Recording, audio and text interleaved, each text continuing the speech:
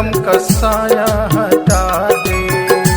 हो मुझको गम ने घेरा है बाबा, सर से गम का साया हटा दे।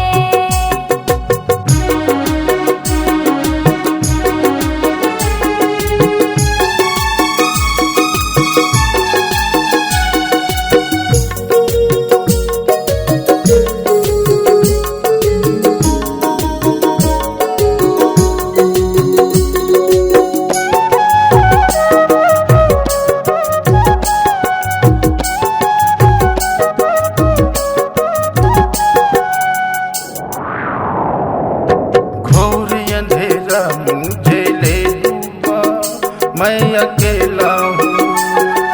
जितना शक्ति था उतना मुझ पे दर्द झेला हूँ।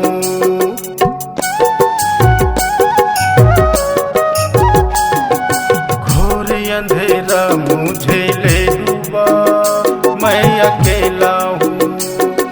जितना शक्ति था उतना मुझ पे दर्द झेला हूँ।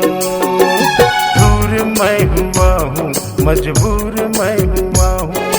दूर मैं हुआ हूँ, मजबूर मैं हुआ हूँ।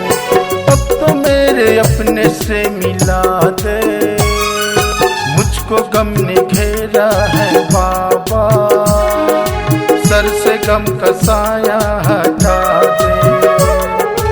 मुझको गम ने घेरा है बाबा, सर से गम का साया हटा दे।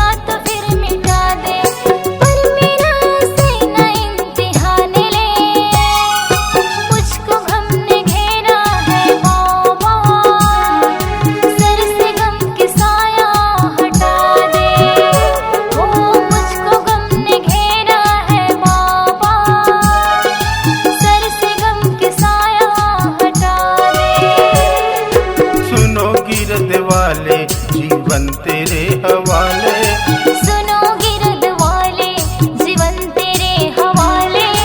ऐसे ना मुझको सजा दे, मुझको गम ने घेरा है बाबा, सर से गम का साया हटा दे। मुझको गम ने घेरा है बाबा, सर से गम के साया हटा दे। सर से गम का साया हटा दे।